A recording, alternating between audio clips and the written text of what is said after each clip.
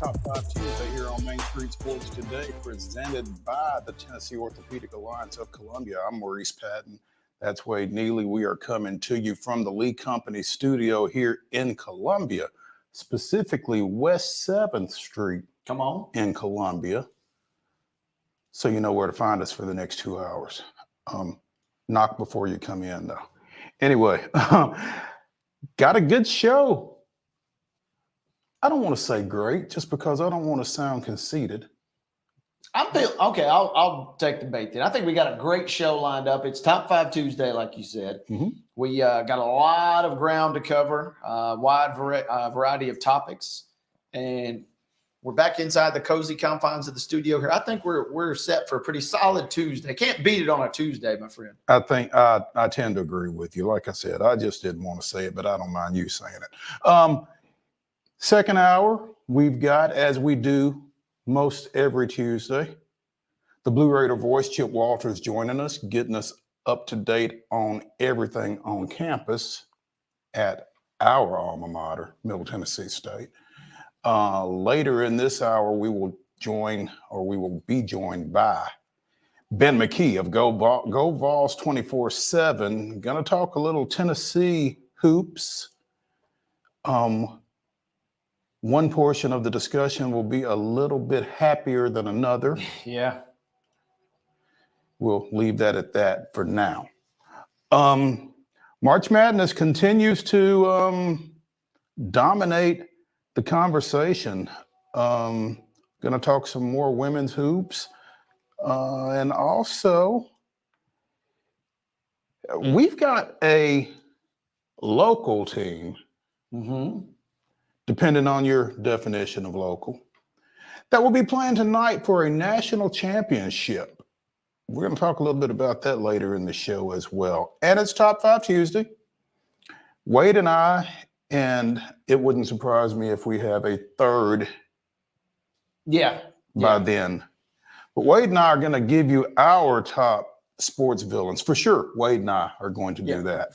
So. Guaranteed us, third person, stay tuned. I suppose, Yeah, there you go. Stick around and see if we have another voice in that portion of the show. That'll be the final segment of the day, as it typically is on Tuesday. So, yeah, great show today. There we go. Yeah. I convinced myself. Yeah. It's Tuesday. The main thing, and you and I were discussing this, and we'll get into the rundown here in just a second. A lot of these games were impacted by weather. Last night, some of these games were impacted by weather today. Yeah. I was under the impression most of the severe weather was going to be today. And I guess technically it was once you tip past midnight, but it swept through Pulaski pretty quickly last night. Around 7 o'clock, it started coming down, and a couple local teams either had to postpone their game or had to end it early. Mm-hmm. Or some teams, as we'll make mention of in the rundown, they had to wait 2+ hours just to go out and finish their game last night. I know of at least one game that was suspended and will be picked up tomorrow night. That's probably the better route, right? I mean, I don't like sitting around for 2 hours, especially high school kids. Especially in March. No. It wasn't like it was 80 degrees when the weather came. I mean, if it was a late April district game, something like that, it's a little bit more imperative to get it in. I get that, but you got plenty of makeup opportunities on March 26th. Yeah, we're talking early in the season. So, but the sun is out, the sun is shining, and we're in line for a great show today. Top 5 Tuesday always delivers as well. Absolutely. So, without further ado, since you started talking about ball games, let us give you all yesterday's results, such as they were, and today's schedule on the rundown. This is the rundown. All right, folks, to the baseball diamond we go. Scores from yesterday. McGavock was an 18-7 winner over Antioch. Brooks, Alabama knocked off Summertown 5-2. Central Magnet out of Murfreesboro put up 10. Carroll, Alabama just 5. Good win for the Tigers up there in Murfreesboro. Centennial defeated Ravenwood 6-5. Cheatham County 10, Stratford nothing. Cornersville 11-1 win versus Hampshire. It was Friendship Christian 7, DCA 3. Eagleville defeated the Middle Tennessee Monarchs 10-0. Brentwood wins it over Franklin 9-6. Gallatin takes a game from Clarksville Northwest. 13-1 was your final score there. Clarksville Academy, a 7-2 win versus Goodpasture. Greenbrier wins at 8-6 versus Portland.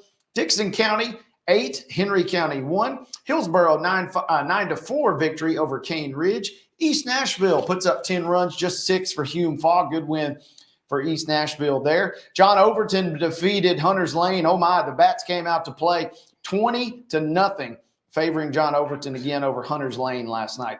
We talked about it a moment ago. Giles County and Lawrence County. Giles County wins it 3-2. Game was delayed by upwards of 2 hours with severe weather trickling in over there. They were going to attempt a doubleheader, but now that obviously that has been scrapped, and they'll get it on more on that later in this rundown. Columbia Academy with a nice win, 2-1 over Napierville North. That's out of Illinois. Nolensville defeated Page 7-4. Whites Creek was tied 11-11. I guess that game was suspended versus Pearl Cone. So Whites Creek can or hopefully at least get suspended, so we get one winner there between those two teams. University School of Nashville 3, Providence Christian 2. Richland, the game was called in the 6th inning last night, but they defeated Culleoka 4-0. That game is, again, a final. Blackman wins it 4-2 versus Rockvale. 11 runs for Loretto, just 4 for Rogers, Alabama. Good win for the Mustangs. Columbia Academy, a 5-2 win versus Southside, Alabama. Springfield knocked off Sycamore 2-1. Watertown 6, York Institute 2. Waverly 4, Harpeth 1 to cap your baseball scores. In softball action on Monday, Blackman with a pair of victories yesterday, downing Lexington of Alabama 15-1 and John Carroll Catholic of Alabama 7-3. McAdory, the Fighting Bo Jacksons of Alabama, got some get back though with a 10-2 win over the Lady Blaze. Glencoe defeated Columbia Central 2-1. Also, Deschler of Alabama and the Lady Lions tied at 5. And Alexandria of Alabama defeated Columbia Central 8-1. Columbia Academy dropped 3. Thompson, Alabama got them 3-2. Curry of Alabama 8-0. And Moody of Alabama 8-3. Tough day for the Lady Bulldogs. Franklin Road Academy 3. Pope Prep 0. Friendship Christian with a 16-1 win over Gallatin. Summertown blanks Lewis County 4-0. Oakland with an 11-0 win over Wilson, Alabama, but fell to Alexandria of Alabama 11-6. But bounced back to double up Glencoe of Alabama 8-4.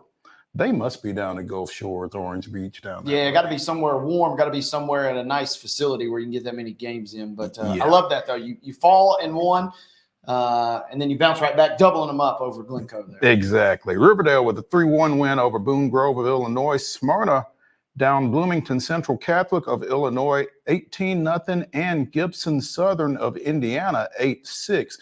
Zion Christian with an 16-0 win over South Haven.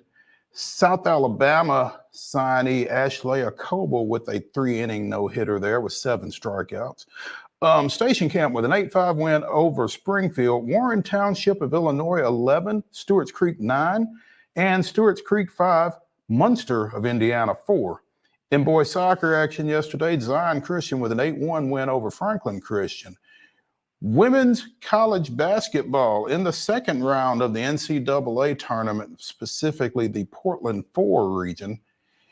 The Lady Vols season came to an end with a 79-72 loss to host third seed North Carolina State. And in the WBIT, Belmont falls at Penn State 74-66. In the association, Denver Nuggets with a 128-103 win over the Memphis Grizzlies.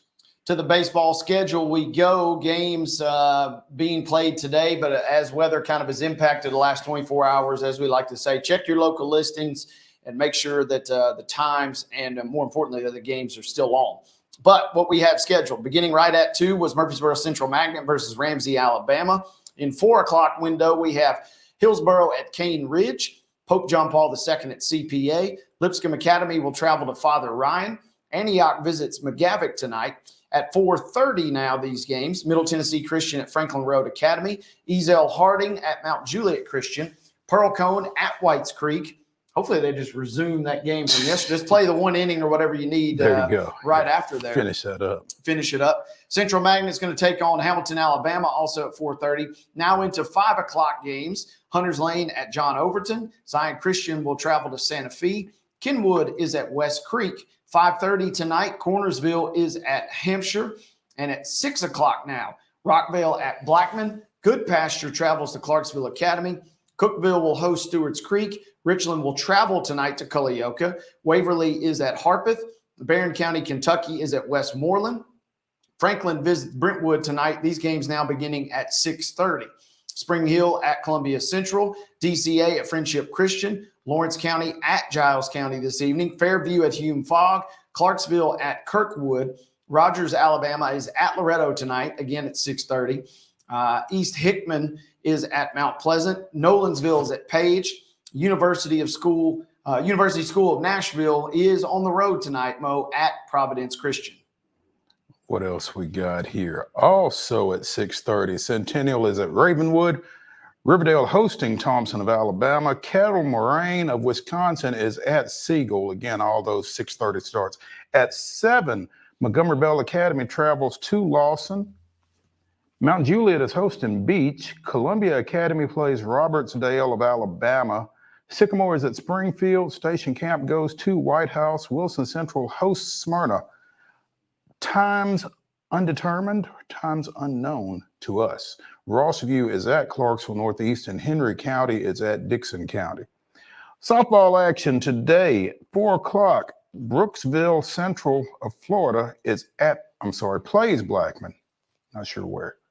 Watertown plays Gordonsville. Overton is at Hillsborough. Smyrna takes on Munster of Indiana. Those are all 4 o'clock starts. At 4:30, Friendship Christian is at Davidson Academy. Hume Fogg goes to Lawson. Lipscomb Academy is at Pope Prep. At 5 o'clock, Clarksville Academy hosts Ezel Harding. Also, Fayetteville hosts Santa Fe. Centennial travels to Independence. Lawrence County, it takes on visiting Culleoka. Lewis County is at Loretta. Greenbrier goes to Portland. Summit is at Ravenwood. Summertown hosts Mount Pleasant. Spring Hill goes to Warren County. Community Christian is at Zion Christian. At 5:30, Franklin is at Brentwood. 6, Oneonta of Alabama plays Columbia Academy. Also, Riverdale plays Gibson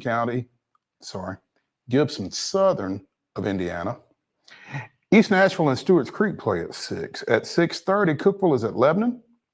At 8 o'clock, Smyrna faces Alexandria of Alabama. And, get your nap in, because at 10 o'clock, at 10 o'clock, Laverne takes on Mars Hill Bible of Alabama. Maybe that game's played in Los Angeles. I don't know. Or Hawaii. Check your local listings regarding the Lady Wolverines. Man, yeah, like you said, Mo, get a nap in, get a little extra cup of coffee this afternoon, and get rolling for that one. 10 p.m. listed start time. Boys soccer action tonight. Games at 5 o'clock. Innsworth is at Brentwood Academy. CPA is at Davidson Academy. A 5:30 kickoff tonight between Westmoreland and Ezel Harding. Into the 6 o'clock window we go. Clarksville Academy at East Robertson. Lebanon is at Gallatin. Upperman is at Knowledge Academies. Fayetteville will travel to Loretto. University School of Nashville is at MBA. Culleoka is at Waverly tonight. Also, Harpeth at Whites Creek. Lawrence County traveling to Page. These games now beginning at 6:30. Warren County is at Spring Hill this evening. Greenbrier at Sycamore. And now at 7 o'clock tonight, Hendersonville at Green Hill. Cane Ridge at John Overton. West Creek at Montgomery Central. Good Pasture at Portland. Rossview is at Springfield this evening, and Kirkwood is at Clarksville. In the NHL tonight, a 7 p.m. puck drop. It'll be seen on Bally Sports South. The Vegas Golden Knights come to town to take on the white-hot Nashville Predators. It's going to be a big showdown. Again, 7 p.m. puck drop tonight, and you can see it on Bally Sports South. Big-time matchup on the ice between two big-time Western Conference foes, and that is about as any good way as I could think of, Mo, to end what was a top-notch, even though we got the 10 p.m. softball matchup in there, conclusion to the rundown.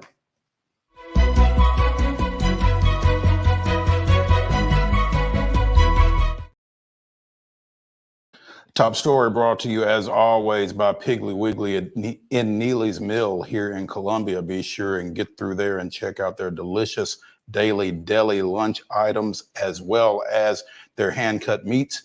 And everything is cost plus 10% at the cash register. So Piggly Wiggly in Neely's Mill in Columbia is our top story sponsor. News out of the NFL. Some rule changes on the horizon.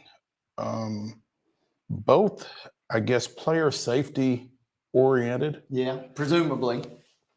The hip drop tackle that has been largely panned, although I saw J.J. Watt was kind of upset with this decision to ban the hip drop. The NFLPA is objecting to the decision, but NFL owners unanimously approved the decision to ban the hip drop tackle.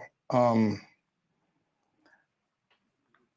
don't know how it was unanimous, just because I can't see offensive players being in favor of it. Yeah. I mean, I can see where maybe the tacklers might be a little perturbed by this, but the tacklees? According to the NFL, the hip drop tackle in question involves a swivel technique in which a player grabs the runner with both hands or wraps the runner with both arms and unweights himself by swiveling and dropping his hips and or lower body, landing on and trapping the runner's leg or legs at or below the knee. The tackle will result in a 15-yard penalty and an automatic first down. So basically, it's a personal foul. Yeah. Kind of like I guess a horse collar or something of that nature. Yeah. Just fast forward to the belts with flags on them, said J.J. Watt on X. Javon Holland, according to CNN.com. Breaking news, tackling banned. I like that one, actually. And this is one of a couple rule changes that we'll get into. But this one is, when I kind of first heard this, I'm kind of inclined to side with the defense. And when I kind of read some more into it, I really kind of almost side even more with the defense, because the technique is kind of becoming more popular, because you got guys that are trying to avoid using their helmets in tackles, whether to avoid you would hope that they're more worried about avoiding the concussion, but really these players are more worried about just avoiding the personal fouls on the helmet to helmet. So in a weird way, it kind of works a little more backwards than you would think. But now that you kind of thrown that out of the arsenal, or the tool book, playbook rather, it seems like this was kind of a thing that had picked up a little more steam, and it just seems like the defense now, it's kind of just another page out of your playbook, as I mentioned, that's kind of now ripped up. So you're going to have to somehow get even more creative with ways to try and make tackles, which seem kind of like the old debate on what's a catch. It seems like now we're almost getting a debate what's going to really be a legal tackle at this point. Rich McKay, chair of the NFL Competition Committee, defended the rule change. We have an obligation from a health and safety standpoint to protect players when there's unreasonable risk of injury. And in this one, there's pure data that it's an unreasonable risk of injury. So that's why we changed the rule. Let me ask you, and obviously you're a little younger than me, but do you remember Bo Jackson's hip injury? I mean, I remember watching the clip for sure. And that feels like that would be a hip drop tackle. So, And so I'm saying I'm siding with the defense, but 100% though, on the other side, if you're on offense, I kind of see why you wouldn't want this, because especially you're reaching up, you're grabbing, and then you're just crumpling down on the legs, on the knees. And so, that just leads to a whole host of issues. And typically it's from behind. Right. So you're really defenseless in that situation. You're caught off guard, right? Yeah. Baltimore Ravens tight end Mark Andrews was one victim of the tackle last season, suffering a serious ankle injury after being brought down by the controversial technique in November.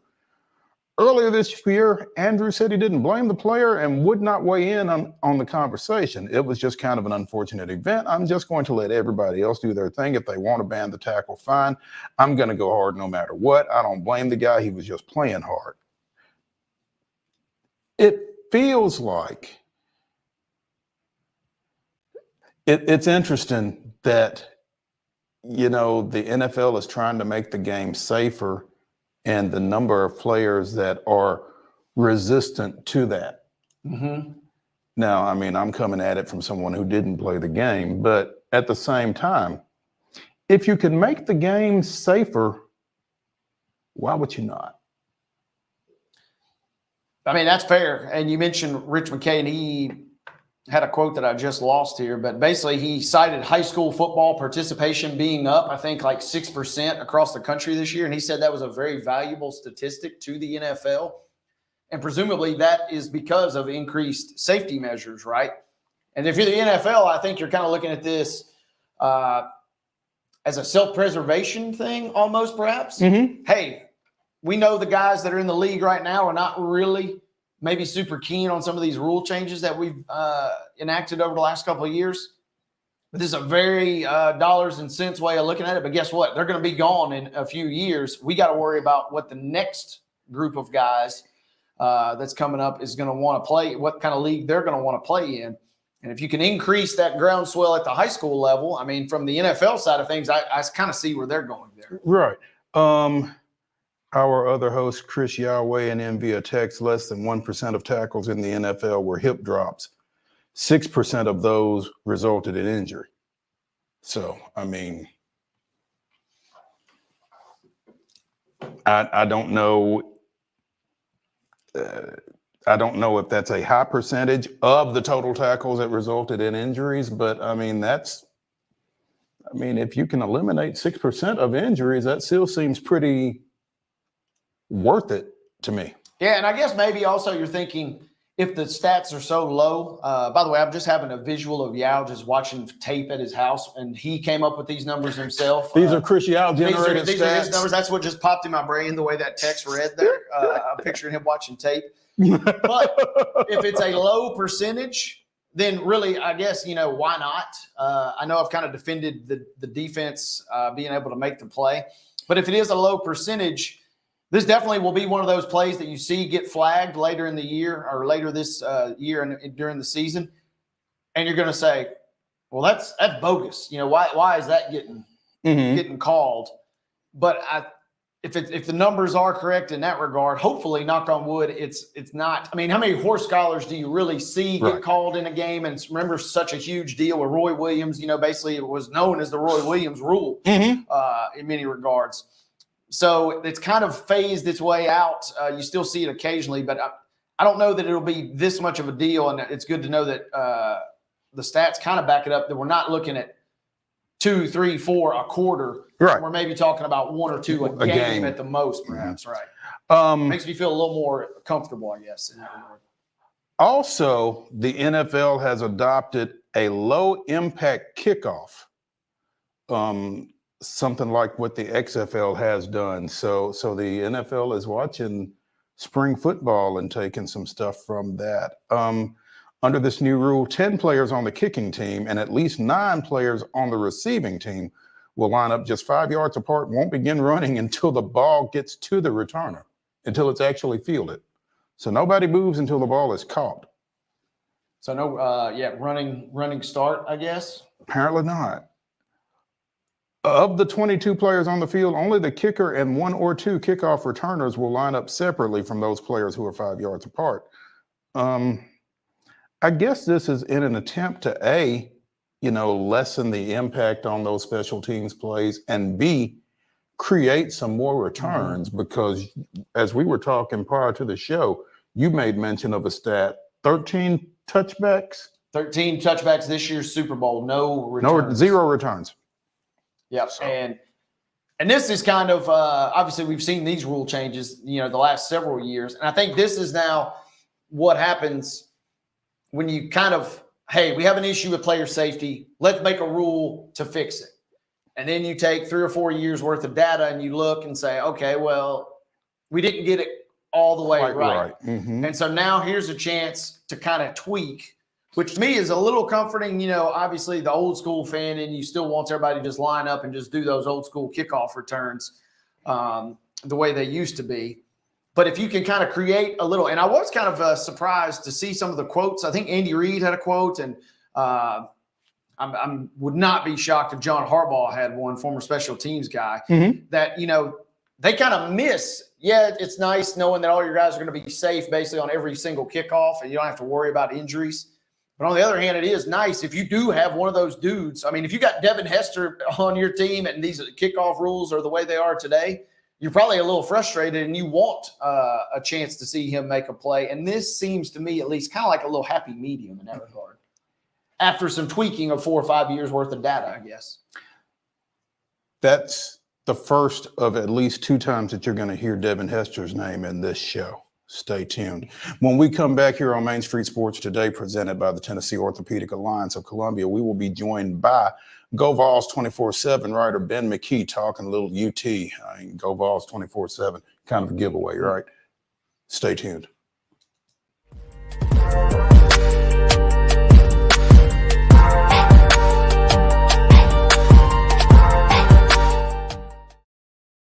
Whether you're an athlete or a weekend warrior, when it comes to your performance, don't settle for anything less than excellence. We're proud to announce that Mid-Tennessee Bone and Joint Clinic is now Tennessee Orthopedic Alliance of Columbia, where we are redefining sports medicine and orthopedics. Tennessee Orthopedic Alliance's team of expert sports medicine physicians understands the unique demands of your body. TOA Columbia specializes in personalized orthopedic care, offering state-of-the-art treatments for everything from sports injuries to joint replacements. Learn more at toacolumbia.com. With Lee Company technology, the best handymen are hands-off. Lee Company techs have been using visual findings and other smart technology tools for years to add transparency and virtually take customers along. You see what we see, whether we're in a crawl space or on a roof. With Lee Company, technology helps us help you, no matter what's happening in the world or at your house.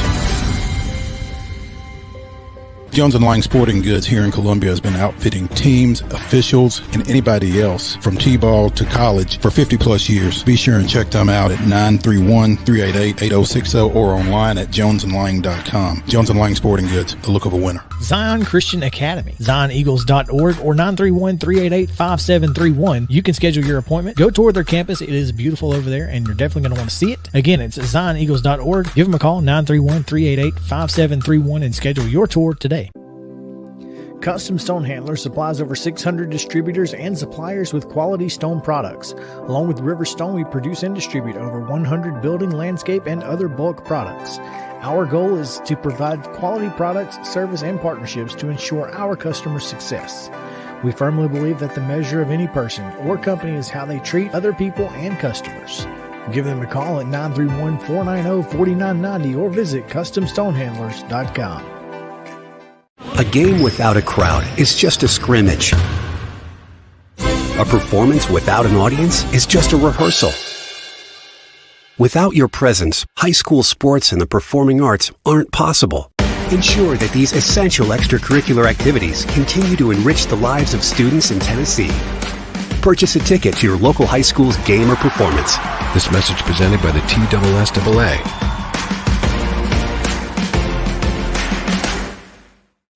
Piggly Wiggly, located in Neely's Mill Shopping Center, is Columbia's locally owned and operated Cost Plus 10 grocery store dedicated to serving the community with low prices and smiling faces. Piggly Wiggly offers fresh, hand-cut meats daily as well as daily hot plate lunches from their deli counter. You're certain to see smiling faces and a helping hand when you're here at Piggly Wiggly. Come by and check out our fresh produce, high-quality meats, and more. Down home, down the street, we'll see you at the Pig. We thrive under the lights. A city of performers. Putting on one heck of a show. Headlining night after night. Welcome to Smashville.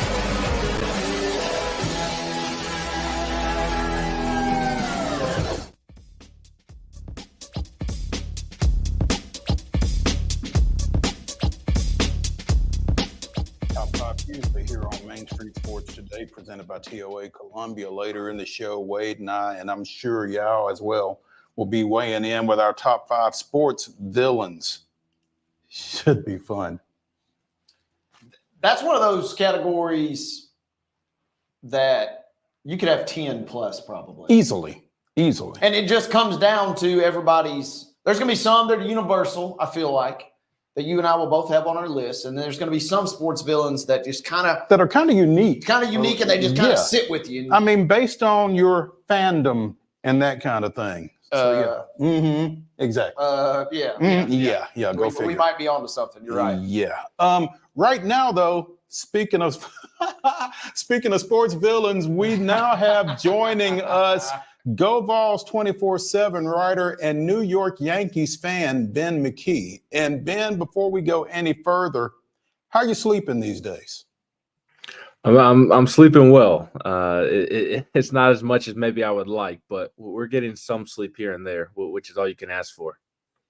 Ben and his wife, Savannah, welcomed young Mr. McKee last week.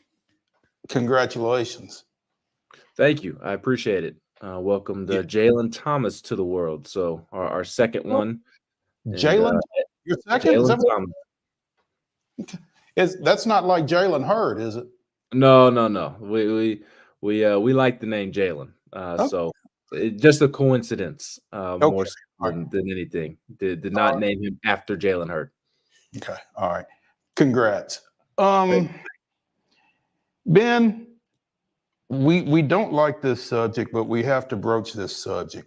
NC State 79, UT 72, second round of yesterday's NCAA women's tournament. Was that Kelly Harper's last game? I don't think so. I would be surprised if it proves to be. I think she'll get another crack at it. One more trip around the sun, if you want to call it that. I think that there will need to be some changes made this offseason, obviously, if that is the case. But I think she'll get one more year because of her status with the program and what she has given to the program. And I don't necessarily disagree with that thought process. I don't know that it'll still end up working out a year from now, but I don't think it's a bad decision to give her an extra year. I think she – because of what she has given to the program, has earned that. You saw them do that with Holly Warlick, granted a different administration at the time, gave Holly maybe an extra year more than she deserved. But I don't necessarily have a problem with doing that if it is a former player who helped lead the team to national championships. I do feel like their leash should be a little bit longer than the typical coach that did not have ties to the school prior to getting there. And we've seen quite a bit of that of late, I feel like. Penny Hardaway at Memphis, I think you can make the case that it's not really working out for Penny in Memphis right now, and they both sides would be better off splitting up, but that's not going to happen because of it's Penny Hardaway. Juwan Howard probably got a year longer than he deserved. Even Jim Harbaugh, he there for a minute was maybe on the hot seat. I don't know that he had reached the point of maybe needing to be fired, but was flirting with it, at least flirting with the hot seat because he could not get over the hump against Ohio State. So I do feel like alums should be treated differently, and I feel like Kelly Harper is getting that treatment, and I'm okay with that. But there's no doubt that changes and severe, strong changes need to happen this offseason. On that side of the equation, Ben, we've kind of discussed the past with Kelly a little bit, and especially because you kind of referenced Jim Harbaugh there. There was always kind of that glimmer of hope, and I guess would this decision be made easier to keep her? Is there a glimmer of hope? Is there something that she has kind of up her sleeve that could really, in your mind, revitalize this program going into next year, whether that's recruiting or returning players? I think the transfer portal has to be her best friend because there's not a lot on the roster that you look at and say, oh, yeah, you feel good about that going into next season because you're losing Rakia Jackson, who is just tremendous. She is one of the best players in the country. I'm not saying that she is Caitlin Clark, but she's not far off from Caitlin Clark, and Angel Reese and some of the UConn players, Paige Beckers and South Carolina, Rakia Jackson deserves to be mentioned along those names, and she's not, because I feel like her team is not as good as those teams, and I get it. But my point is, she's moving on. She's going to the WNBA. She's going to be a top 3, top 4 pick in the WNBA draft, and there's not a lot to be excited about what is returning on the roster. I do believe McKee said at one point that she intends to return. So Tamari Key is a nice piece to start with if, in fact, she does return. And, the reason I say the transfer portal has to be Kelly's best friend is because she has not recruited the high school ranks very well. And that is part of the predicament, or part of the reason why she is in the current predicament that she is in, because they have not recruited the high school ranks well at all, quite frankly. And that's really disappointing, because you are the Lady Vol basketball brand, and that just should never happen. The Lady Vol should never be. It's not just disappointing, it's a little surprising, Ben. It's not a little surprising. I think it's very surprising. I think the Lady Vol brand should be able to recruit a good amount for you, rather than you having to put in a ton of work. I mean, that should put you in the door and in the living room of any women's basketball player in the country. And for some reason, it has not panned out that way. So they need to, whatever they're doing now in terms of high school recruiting, they need to do the complete opposite, because it's not been working. They have been able to bring in some nice transfers the last couple of years, like Rakia and others, but there's no immediate answers on the roster. So I think they've got to find a way to bring in several talented players from the portal, or else next year is going to be even worse than the last 2 years. And so I guess that kind of leads into the question, and you mentioned it in the run-up there, is this is going to – I know no other way to ask it. What's the point really, I guess, in bringing back, if there doesn't seem to be that much promise heading into next year, other than, I guess, just a pure gesture of good faith and just what you've done for the program in the past? Yeah, I mean, I think that's the majority of the decision, quite frankly. And credit to Kelly. She's had to deal with some injuries along the way, and there has been some tough luck each year with injuries. And they were playing better basketball towards the end of the season. They were playing well in the SEC tournament, and they looked good against Green Bay in the opener of the NCAA tournament, but it's just not good enough. This is not some ordinary women's basketball program. This is the Tennessee Lady Volunteers. Like they should be competing to go to the Final Four every single season, and they're not right now. And it feels like they are a ways off. I personally don't believe that they're very well coached on the offensive end or the defensive end. And when you pair that with the lack of high school recruiting, I think it results in the results that you're getting. And for some programs, it may be okay to just simply reach the NCAA tournament, but that's not the standard for the Lady Vols. The standard is competing to reach the Final Four every single season and compete to win national championships, and they are far off from doing so. I mean, they didn't even punch their ticket to the Sweet 16 this year, and because they dug themselves a hole so much against NC State yesterday, and that was kind of the theme with this team is digging big holes throughout the year that they could not overcome because of turnovers, because of poor defense, a lack of depth, because of the recruiting issues that we've discussed. There are several issues, and I really do hope that Kelly Harper can figure it out. She has always been extremely kind to me back when I was covering them as a student journalist. She has a lot of passion for the University of Tennessee. She is a former Lady Vol, I shouldn't say former Lady Vol. She is a Lady Vol. She's a part of the family. And I really do hope that she gets it figured out. But it's just, if you're looking at it objectively, there's a lot that needs to be corrected. And I think if she didn't have the ties to the Lady Vols program, I don't really know what hope you're selling if you're the Tennessee administration with that program, because there's not a lot to, at least in my eyes, there's not a lot to latch on there. Ben, you mentioned that they've played well down the stretch, but at the same time, you also mentioned that, they've had costly lapses. I mean, yesterday they got outscored 25-8 in the second quarter, and that's basically the ball game. They were fighting uphill the rest of the way and fought hard, but just couldn't make up that 17-point stagger from the second quarter. You know, when you put yourself in that position, it's tough, and you expend so much energy trying to get back in the game that last little push to get over the hump isn't always manageable. No, and you saw that numerous times throughout the season. And going back to the last question about what is there to, have hope in, I guess you could mention that. And I don't mean to slight that, but they do play hard every single night. That playing hard is not the issue. And to a certain extent, that is half the battle.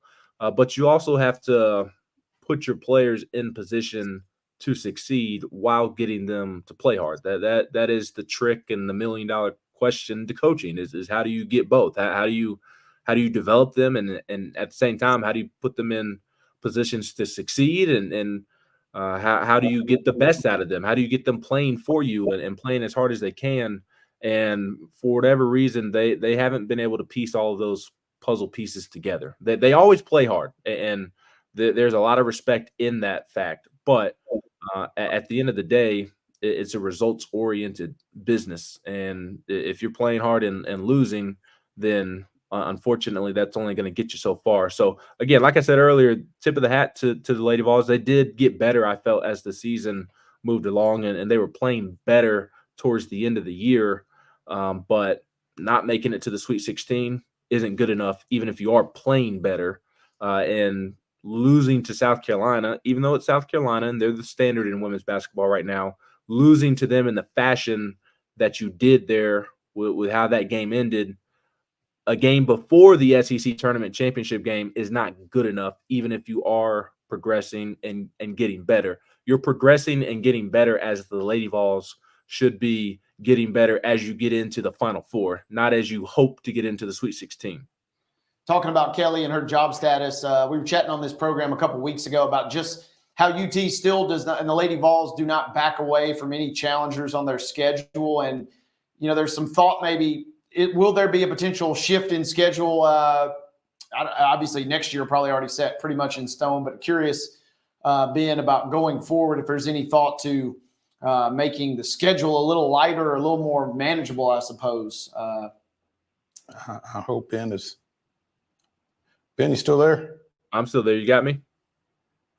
Mark, is Ben still with us? Oh, there. Cutting in and out will be. I can hear him. He's good. Hopefully getting Ben back here in just one moment. I can hear Ben. I can hear them. We can hear you all. You hear us? Can we hear Ben? Yes. Okay. Ben, if you could answer that again, we apologize. No, you're good. You got me now?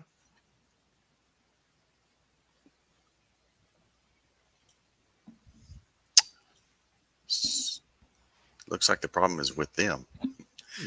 That's what I'm getting on my end.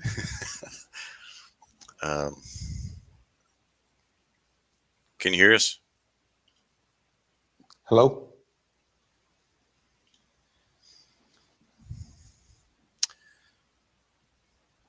That could. I'm going to go to a commercial. That's unfortunate. And now we're gone. Mark, can you still hear us?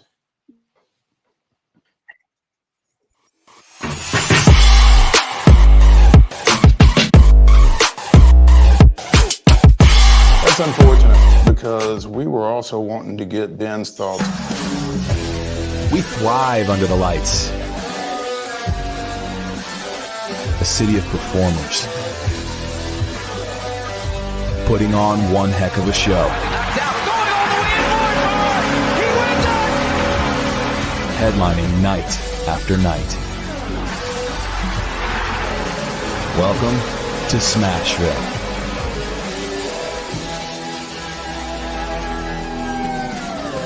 Whether you're an athlete or a weekend warrior, when it comes to your performance, don't settle for anything less than excellence. We're proud to announce that Mid-Tennessee Bone and Joint Clinic is now Tennessee Orthopedic Alliance of Columbia, where we are redefining sports medicine and orthopedics. Tennessee Orthopedic Alliance's team of expert sports medicine physicians understands the unique demands of your body. TOA Columbia specializes in personalized orthopedic care, offering state-of-the-art treatments for everything from sports injuries to joint replacements. Learn more at toacolumbia.com.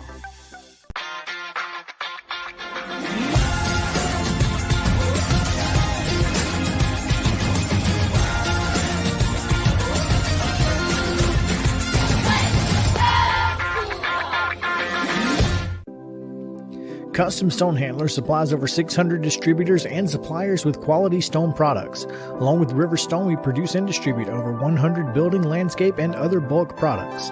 Our goal is to provide quality products, service, and partnerships to ensure our customers' success. We firmly believe that the measure of any person or company is how they treat other people and customers. Give them a call at 931-490-4990 or visit CustomStonehandlers.com. A game without a crowd is just a scrimmage. A performance without an audience is just a rehearsal. Without your presence, high school sports and the performing arts aren't possible. Ensure that these essential extracurricular activities continue to enrich the lives of students in Tennessee. Purchase a ticket to your local high school's game or performance. This message presented by the TSSAA.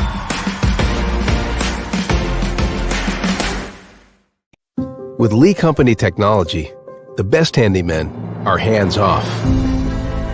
Lee Company techs have been using visual findings and other smart technology tools for years to add transparency and virtually take customers along. You see what we see, whether we're in a crawl space or on a roof. With Lee Company, technology helps us help you, no matter what's happening in the world or at your house. Piggly Wiggly, located in Neely's Mill Shopping Center, is Columbia's locally owned and operated Cost Plus 10 grocery store dedicated to serving the community with low prices and smiling faces. Piggly Wiggly offers fresh, hand-cut meats daily as well as daily hot plate lunches from their deli counter. You're certain to see smiling faces and a helping hand when you're here at Piggly Wiggly. Come by and check out our fresh produce, high-quality meats, and more. Down home, down the street, we'll see you at the Pig.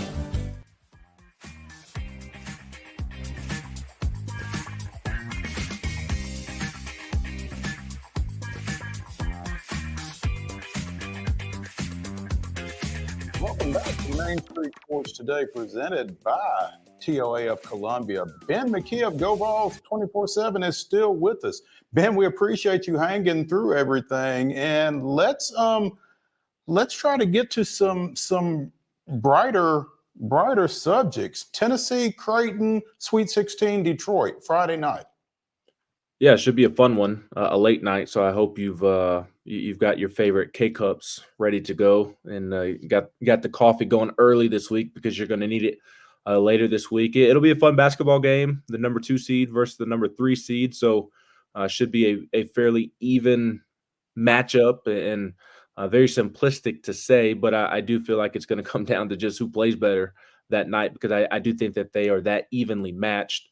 Creighton, very similar to Alabama. They want to shoot a lot of threes or get to the rim. They don't want anything to do with mid-range jumpers. Very new school, analytical minded offense. And I think it's good for Tennessee that they have experience going up against that type of offense. And then defensively, they do a great job of not fouling. So Tennessee's going to have to find a way to maybe get into some foul trouble and get to the free throw line. You've got a couple of big-time matchups, Zakai and their point guard. That'll be a fascinating one. But I think the big matchup is Jonas Adu versus Kalbrenner down there in the paint. I think those two guys are going to have to go to battle, and the winner of that matchup probably has a large say in who wins the basketball game overall. So Tennessee's going to – this program, another simplistic view, they just have to find a way to get over the hump. I mean, it's as simple as that. You play the tough non-conference schedule. You play Purdue earlier in the season, Kansas, North Carolina, and Chapel Hill. You play all those tough games before the SEC schedule starts so that you are built for moments like this. And this is a matchup of two similar basketball teams in terms of ability, and you just have to find a way to get over the hump. If you want to cement your legacy and do something that has only ever been done once before in terms of reaching an Elite Eight and potentially being the first team to ever reach the Final Four, you just got to find a way to make a play. That's what it's going to boil down to on Friday night. Then the way they were able to win that game Saturday night against Texas, is that a confidence builder or is that a precautionary tale? How does that work? I don't think it's either. I think when it's Texas and you're playing to get to the Sweet 16, I don't think it matters how you get the job done as long as you get the job done. Now, if it would have been that performance against St. Peter's or Grambling or a bad Virginia team, one of the teams that barely got into the tournament, then okay, I think it would be fair to be concerned moving forward. I think the poor shooting night was a result of Rodney Terry knowing Rick Barnes and Rick Barnes knowing Rodney Terry. Rodney Terry knew what Tennessee's offense was going to do, especially in that first half. Tennessee, I thought, made some adjustments to get more open looks in the second half. They just didn't fall, probably because you were already in the midst of a rock fight or a boxing match at that point. But in the first half, Tennessee just could not get clean looks at the rim. And I thought that was a result of the Texas coaching staff. It's not just Rodney Terry, who coached under Rick Barnes for so long. Chris Ogden played for Rick Barnes at Texas and coached under him. Frank Haith is on that Texas coaching staff as well. That Texas coaching staff knows Rick Barnes like the back of their hand. And I thought the result of that was them not being able to get clean looks in that first half. So I thought that was an anomaly, quite frankly. Yes, this Tennessee team, you're always worried about them having a poor shooting night. But I think they're not the greatest shooting team of all time. I don't at all mean to insinuate that. But I think they're a solid to good shooting team. And I don't think that matchup against Texas was indicative of that. I thought that was indicative of the matchup that they drew of two coaching staffs really knowing each other well and just not many open shots coming because they know each other so well. So I'm not really concerned about it because Texas is a good basketball program and you find a way to get it done in the NCAA tournament to get to the Sweet 16 with a lot of pressure on you. I think that's all that matters this time of year. On the same side of things, as Creighton comes in, they had to pull off a crazy comeback and ultimately end up winning in overtime versus Oregon. And I guess I'm curious, what do you see about Creighton that you've kind of teased it a little bit, but what do you see that you'd like if you're a Vols fan in this matchup with Creighton, and what do you see that you are potentially nervous about, especially with the Big East playing so well in this tournament right now? Yeah, the thing I'm most confident in as it relates to Tennessee is its perimeter defense. I think Zakai Ziegler and Jemai Meshack, Santiago Vescovi, Jordan Gainey even came in the game against Texas and had some big-time hustle plays on the defensive end. Tennessee's perimeter defense is elite, and it's as good as you're going to find in college basketball. So I think that they can be prepared. It's one thing to talk about it and understand that they have the ability to do so. It's another thing to go do it. But I think that they have the ability to go out and potentially slow Creighton down from the three-point line. They'll have to go prove that, like I just said. But I think going up against Alabama, who likes to jack up a ton of threes and either get a three or get to the rim, I think that playing style that not only did Tennessee go up against it twice this year, but Tennessee's been going up against Nate Oates' offense for a couple of years now. And they know what to expect with this style of play. And I think that's really going to bode well for them in this one. You talk about Zakai Ziegler. I mean, he's the spear of the head. And I heard Rick Barnes on Ball Calls Monday night talking about how he had 16 deflections. And so when you have that and all the other guys as well, I listed them off a moment ago. I think it's going to be real tough for Creighton. And they have played the UConns of the world, and they've played some really tough teams this year. But this Tennessee perimeter defense is as good as they are going to face this season. So that's what I feel most confident about if I'm a Tennessee fan. I don't know that I am not confident in Jonas Adu, but Jonas has to play well in the post. He missed too many bunnies in that game against Texas. Tennessee should have beat Texas probably by 15 points or so if it would have made all the bunnies that it missed. And it wasn't all Jonas Adu. There were others who missed bunnies as well, missed shots around the rim. But Jonas, he has nice touch around the rim, and he is a good shooter. And he did not show that against Texas. So they need him to settle in, and it's going to be a big matchup for him against Kalbrenner. A lot of people who follow Tennessee basketball have kind of questioned this season how physically tough Jonas is, and this is a good matchup for him to go prove that he is one of the best bigs in the country, because a lot of people are talking about Creighton's big man, but not a whole lot of talk about Jonas Adu. And I think this is a good matchup for him to potentially go out and assert himself as one of the best post players in the country. You know, it's interesting, Ben, that you said Jonas Adu needs to settle in, because it looked like to me early in the Texas game, they were coming to him, and either he could not cleanly catch the ball or he could not finish, like you said. Maybe a little nerves going on there, I'm not sure, but he was kind of the weak link early on in that ball game, and he needs to, like you said, settle in this one.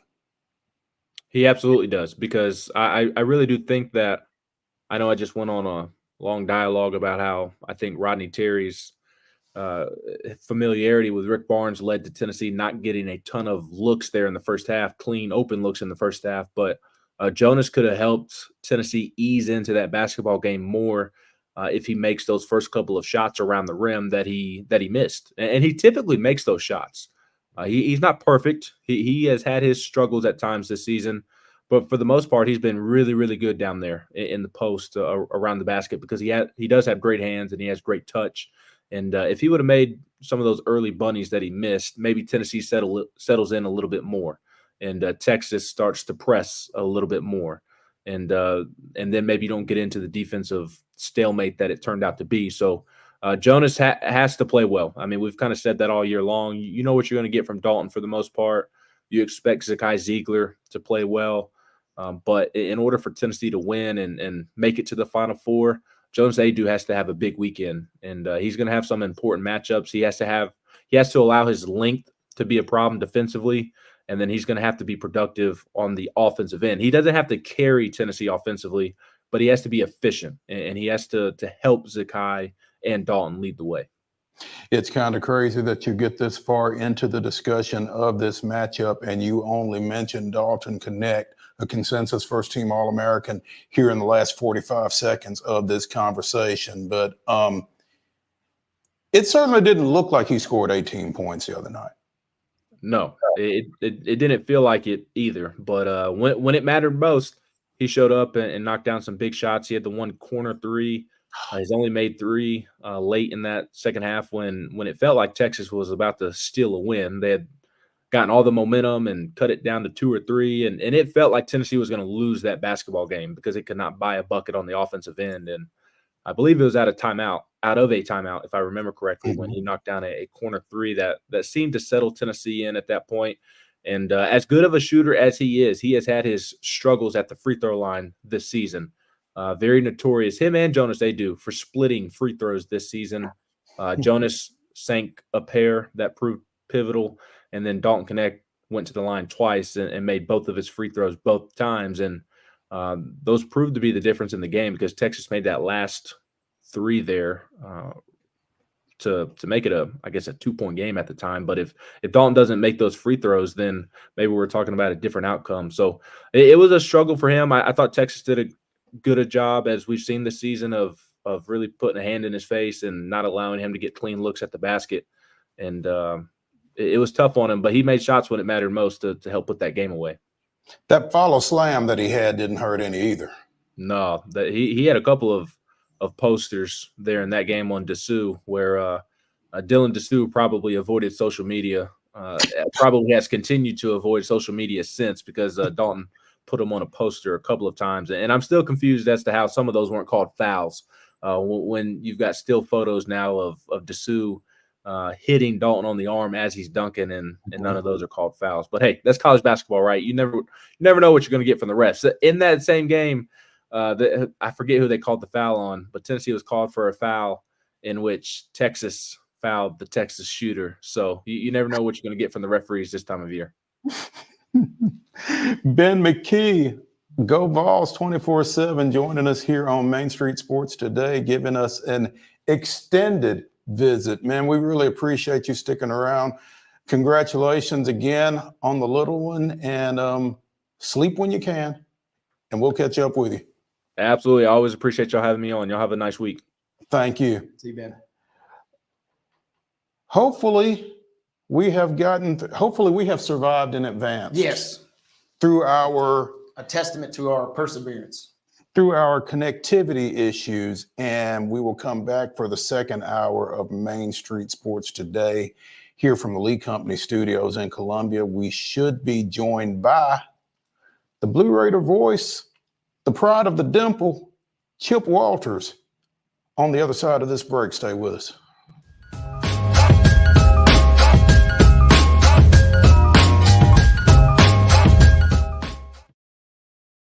Welcome to Protein Snack Shop, your destination for healthy and delicious low-carb snacks. Our specialty lies in providing protein-packed desserts that are perfect for those following a keto diet. Our products are made with high-quality ingredients, ensuring that you can satisfy your cravings without compromising your health goals. From a variety of flavors and options to choose from, you can enjoy guilt-free snacking while staying on track with your fitness journey. Don't miss out on our limited time offer. Discover Protein Snack Shop today. Whether you're an athlete or a weekend warrior, when it comes to your performance, don't settle for anything less than excellence. We're proud to announce that Mid-Tennessee Bone and Joint Clinic is now Tennessee Orthopedic Alliance of Columbia, where we are redefining sports medicine and orthopedics. Tennessee Orthopedic Alliance's team of expert sports medicine physicians understands the unique demands of your body. TOA Columbia specializes in personalized orthopedic care, offering state-of-the-art treatments for everything from sports injuries to joint replacements. Learn more at toacolumbia.com. With Lee Company technology, the best handymen are hands-off. Lee Company techs have been using visual findings and other smart technology tools for years to add transparency and virtually take customers along. You see what we see, whether we're in a crawl space or on a roof. With Lee Company, technology helps us help you, no matter what's happening in the world or at your house. Jones & Lang Sporting Goods here in Columbia has been outfitting teams, officials, and anybody else from T-ball to college for 50 plus years. Be sure and check them out at 931-388-8060 or online at jonesandlang.com. Jones & Lang Sporting Goods, the look of a winner. Zion Christian Academy, zioneagles.org or 931-388-5731. You can schedule your appointment. Go tour their campus. It is beautiful over there, and you're definitely going to want to see it. Again, it's zioneagles.org. Give them a call, 931-388-5731, and schedule your tour today. Piggly Wiggly, located in Neely's Mill Shopping Center, is Columbia's locally owned and operated Cost Plus 10 grocery store dedicated to serving the community with low prices and smiling faces. Piggly Wiggly offers fresh, hand-cut meats daily as well as daily hot plate lunches from their deli counter. You're certain to see smiling faces and a helping hand when you're here at Piggly Wiggly. Come by and check out our fresh produce, high-quality meats, and more. Down home, down the street, we'll see you at the Pig. We thrive under the lights. A city of performers. Putting on one heck of a show. Headlining night after night. Welcome to Smashville.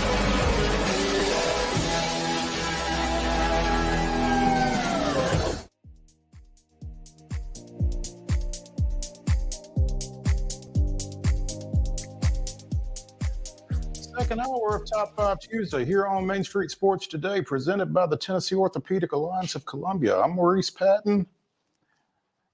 That is not Dusty May. That is Wade Neely. Puffing my chest out a little bit about Michigan basketball. We don't get to get excited very often in men's basketball these days, so I'm feeling pretty good about what I've seen lately. I understand. I don't blame you. I don't blame you at all. You should be excited. I think Michigan made about as good a hire as they could make. Real quickly, the funny thing about that, I'm on a group text with two diehard Vanderbilt fans, and they're picking and choosing their dream, transfers and portal targets and things of that nature. And I'm kind of in the same boat. I'm kind of like Michigan. Let's get this thing rolling. Let's rebuild this program, and let's get back to some tournaments, maybe some Final Fours, and hopefully we could maybe one day get over the hump. Don't have to go back to 89 for a lone title again, but it is what it is. There we go. Joining us now, as he does most Tuesdays. Mm-hmm. Not all, but most. Unless I don't. Unless he doesn't. I'm trying to come over here and trying to gin up some sympathy for Wade, since Michigan's only had one national title. Chip, it's been rough, man. They've lost 2. Oh, so rough. Yeah, they lost 2. I went to the Louisville game, and then Louisville had to forfeit the title. But guess what? That doesn't mean that Michigan gets the title. It just means Louisville had to vacate the title. That's right. But what was it? Your Michigan former head football coach said, "Who's got it better than them?" That's right. So again, that's I see where you're going with that, Chip. Though it's all right. I'm just got a little optimism, and the sun is finally out after a rough night last night. It was yucky here in Middle Tennessee. Oh, and it was it rained all morning here in the borough, but the sun is out now, and the skies are blue, which that's a good thing. Mm-hmm. The Blue Raider voice, Chip Walters, announcing his presence with authority here on Main Street Sports Put me today. right in my place early. Yes, sir. Coming in hot is Chip. Not as hot as Chandler Alderman, but hot nevertheless. Well, that I think this weekend just is a testament to pitching. And sometimes I think they talk about pitching too much or that kind of thing. But Chandler Alderman goes out and throws a no-hitter on Saturday. Then on Sunday, Liberty scores 11 runs in the top of the first. So it was and sent 16 guys to the plate. So Alderman only threw 120 pitches for the whole game and only faced 31 batters he faced 27 because 28 because they only played 8 innings. It was one of the weirdest endings to a no-hitter. And I'll give you this because Bob was calling the game on the radio, and I had been at football practice and didn't go to baseball on Saturday, heard there was a no-hitter. So I said, let me go back and check the archive and see, hear what he had to say at the end. Well, it was not the classic, get the final out, the game is over, blah, blah, blah, blah, blah. This was a bottom of the 8th, middle leading 9-0, a ball put in play where there's an error made by Liberty's infield that allowed a 10th run to score, and that became the end of the game. For the run rule. So it was one of the weirdest endings for a no-hitter you've ever seen, but no-hitter nonetheless, and Alderman may have been promoted to mayor since he got the no-hitter there, and he was also Conference USA Pitcher of the Week. And in the vein of momentum is the next day's pitcher, as you mentioned, 11 runs in the first inning on Sunday. Middle Falls 25-9 in the series finale to drop the series 2-1. But boy, that one was a doozy, huh? Yeah, it was. It was indeed, and and today the Blue Raiders are in Bloomington, Indiana, and they were supposed to be starting right now, but that game has been pushed back a couple of hours due to wind, which we have all experienced here in the last 24 hours. And I'm a conspiracy theorist. I think there's something going on with the winds on this planet here in the last couple of years. It just seems like it's gotten worse. Either it's gotten worse or I'm just getting crabbier in my old age, one of the two. I would certainly say B is the case. I won't discount A, but I would certainly agree with B. But, here's the thing about postponing a game or pushing a game back in Bloomington, Indiana on March 26th. It ain't going to get no warmer. No, it will not get warmer. And you wonder because, they went up yesterday yesterday afternoon or whatever. So you wonder, did they did they take all of the necessary thermal gear that might be needed in Bloomington. But midweek game, and then come home for a weekend series, or actually weekend series with Binghamton. And matter of fact, they play 6 games with Binghamton. Obviously, there's a coaching friend at Binghamton because both schools needed 2 weekend series during what is normally conference play. But every school in Conference USA gets 2 open weekends where you can schedule non-conference teams, and Middle has Binghamton twice. And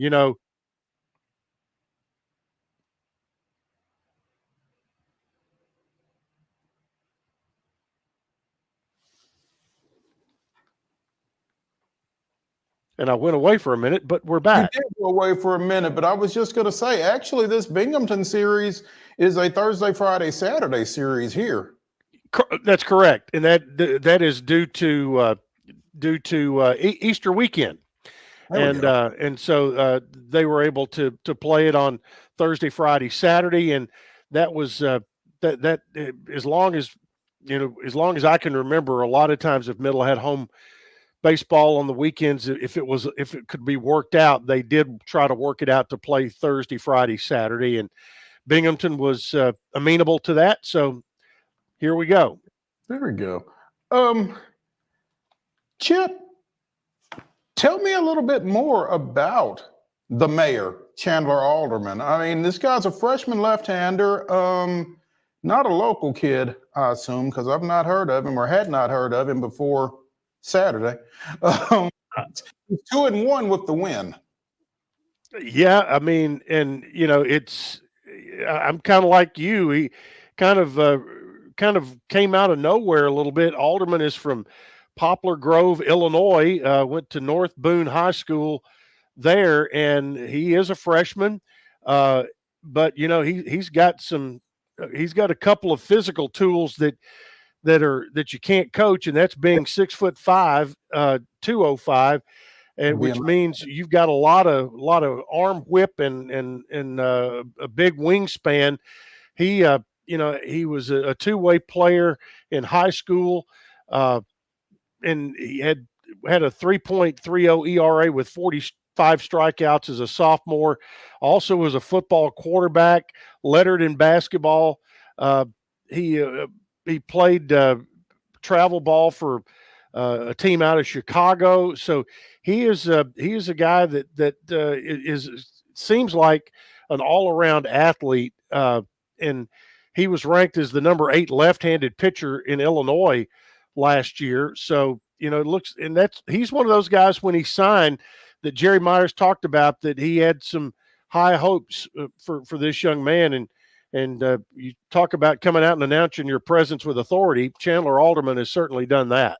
He certainly did not do anything to dampen Coach Myers' hopes, I don't guess. Chip Walters, the Blue Raider voice, joining us here on Main Street Sports today.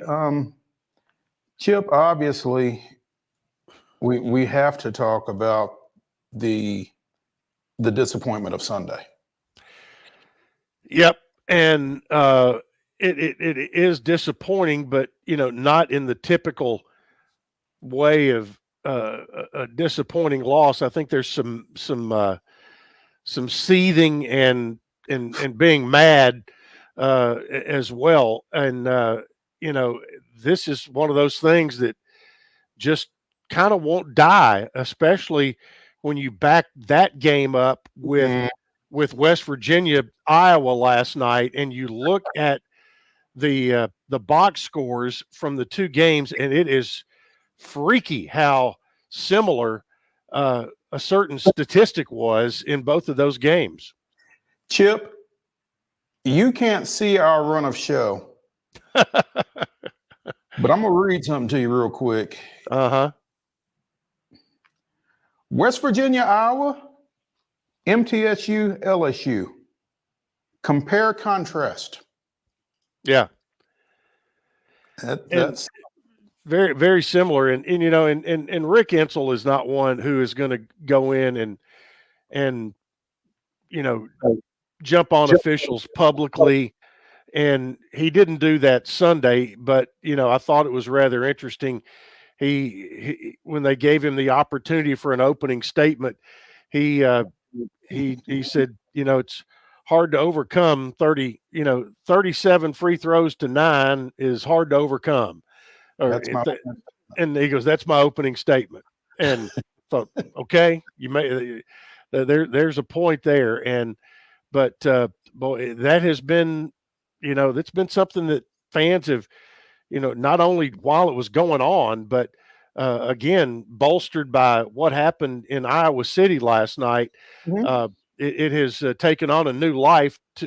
And I think, you know, even Jimmy Dykes came out today, and while not talking about that specifically, he basically put out, you know, there's been more talk about, has the women's game come to the point where it can go to neutral sites? And I thought Jimmy Dykes put out a very interesting proposal. He said, why not in the 8 sites that you pick, and not saying that it is that you pick for the men, but how about you have 8 sites that over a 4-day period, you have, you know, you have alternating days, men's and women's, and you just have a 4-day basketball fiesta at 8 sites around the country, and you play your tournament games like that, which, you know, it's one of those kind of things. Well, you kind of look at it and you say, well, that'll never happen because it makes a little too much sense. And but Nicole Auerbach, who you know, she's, you know, she posted the question, has the women's game got to a point where you can go to neutral floors? And you know, you keep seeing things like this, and it is the black eye. Where women's basketball has flourished so much, you still have this black eye that's there. In the middle LSU game and the Iowa West Virginia game last night, and you know, you figure that some of those things might not happen. You know, that if they you know, if it's out on a neutral floor. And but it is frustrating a bit, for sure. You know, Chip, we had former Tennessee State Athletics Director Teresa Phillips on yesterday, who was a member of the NCAA Women's Basketball Tournament Selection Committee at one time during her tenure, and we discussed that very thing as well. And you know, it almost feels like that has to be the next step for women's basketball. And we mentioned with the popularity of the sport, and it when you have games like MTSU, LSU, and then West Virginia, Iowa back to back like that, it's certainly not great from an optic standpoint, and it threatens your credibility. I mean, I can't add much to that, but I think you're right, and it is, and I think people they want to continue to ride this wave that has happened in women's basketball, and I think you give people like Caitlin Clark and Angel Reese, or you know, a lot of credit for bringing eyeballs to the screen. But they too have kind of become villains along the way. And, you know, it's like Ryan McGee, he put up, you know, everybody loves a heel, and that brings ratings. And, you know, and they've kind of become heels a little bit. And I think, you know, you ask Middle fans, and one of them in particular has become a bit more of a heel. But it was, you know, Middle played extremely well, obviously, to beat Louisville, came back, you know, from 16 down, and were the only underdog, the only lower seed in the round of 32 to win, and came back to win that against Louisville. And you know, Haley Van Lith's quote did come true. But you know, and then, you know, what a terrific first half against the homestanding Tigers on Sunday. Middle's women's team has nothing to hang their head about whatsoever, and you're losing two great players in Savannah Wheeler and Courtney Whitson. But what a great group coming back, and also another couple of pieces that you're going to have from one coming back from an injury, and what you've already done signing wise. I think will be the hands down favorite in Conference USA again next year. Yeah, Chip, that's what I was going to get into is, does this Lady Raider squad kind of strike you as a team that gets on the national radar, this year, and then it's like, oh, wait, we got a lot coming back next year as well. This could be a team that won't necessarily have that somewhat element of a surprise coming in next year because of the success they did in even an abbreviated run this year in the tournament. Well, it was the first win in the tournament since 2007 for Middle. So it was, this was, breaking some new ground here a little bit, getting a win and getting into the round of 32. And I think you look at teams like Middle and others that want that opportunity on a level playing field, so to speak, or a level floor to try to get to that third round, to that second weekend of the NCAA tournament. And again, it goes back to what we have talked about, where you'd like to see it go. And and Rick Insel made no bones about it in his post game presser that he goes, Middle has been a top 30 program basically for 15 years. He goes, but in this year you have a 19 game winning streak and you're not getting votes for the top 25. And he basically called out the Power 5 coaches and said, you're taking care of your own, and you're not looking at it with clear eyes. And he basically said there was no reason that they should not at least be getting votes this year when they win 30 games. And it's an argument that's hard to argue against. It really is. And I think, like you said, they kind of put themselves on the national stage with that win over Louisville and with their performance against LSU. And, publicly, privately, whatever, I think some folks are going to have to answer some questions between the way that game went and the way that West Virginia-Iowa game went last night. And it'll be interesting to see what the reaction, what the response is. But, as long as folks have to continue going to those top 4 seeds to play, you're going to get 13 of 16 through to the Sweet 16. Well, case in point, look what Tennessee actually had to go on the road the first weekend in the women's tournament and see what happened to them. Right. And when they got a dose of medicine that they've been dishing out for 40 years. So that's, I think, that's another program that, would probably look at it and say, yeah, it may need to go to neutral sites. And the women's game has gotten to a point where it can stand on its own and do that. You just look at the crowd that Middle had in Huntsville, Alabama, not only for the conference tournament. You go back to December when they played Tennessee there and basically had a crowd split of 90% blue to 10% orange that night. And it tells you that Middle has a program, obviously, and I don't think anybody that's close to the program has ever thought that it couldn't, stand on its own for sure. Absolutely. Shifting gears, Chip. Justin Porter goes into the transfer portal last week following Ozell Jackson. What are you hearing around the men's team at this point?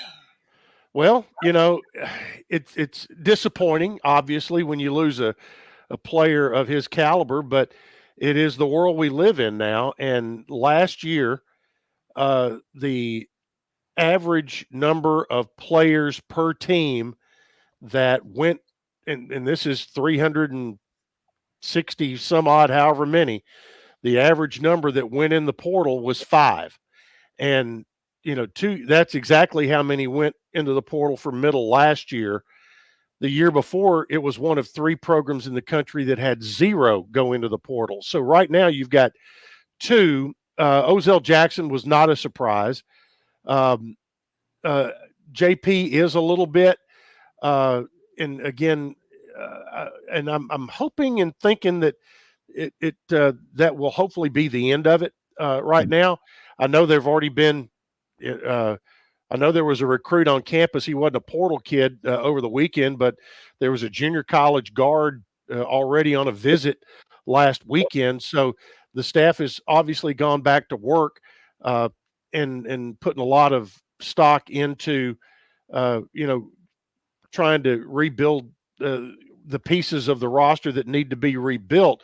So, I mean, it's one of those things where, a lot of times you're sitting there in December and you're looking at the roster and, okay, this guy's going to graduate. This guy's going to graduate. Okay, we're going to need to go get this, that, and the other.